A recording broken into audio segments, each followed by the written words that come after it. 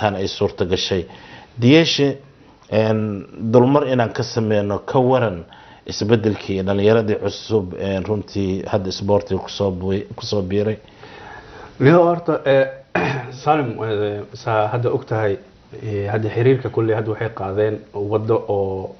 aan dhihi karno haddana fiiriso ciyaartooyda maanta aan haysano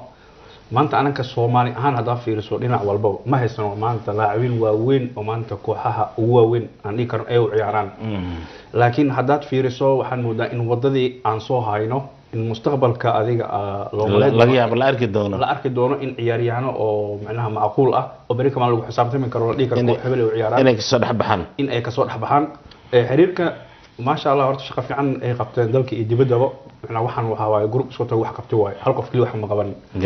سأوقتها هي أندر 17 كينة فينال كي تجين وعيرتوي دي معناها ذلك مقاس الحرير وح مركز لو أمان أي إن أنا ماشي أنا لا تجني عيرتوي كير أندر 17 المأد وير الماشي أنا تجني كوين أسور تجلين إن فينال كي تجان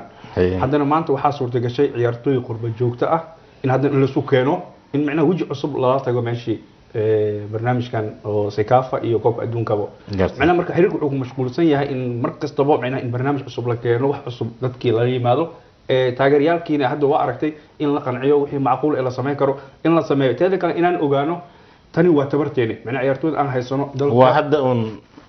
macna halahana haysana ciyaartooydana ciyaaryahan maanta koox waaweyn noo jooga ma laakiin waxa laga shaqeynaa si ay u aadi lahaayeen macnaha kooxo ugu waaweyn tan waa fursad aad weyn kulli xiriirka 2020 ilaa wixii ka dambeeyo in macnaha hadday noo suurta gasho in taageerayaalkan macnaha niyada loo dhiso guulna la keeno insha Allah daawadayaal runtii Facebook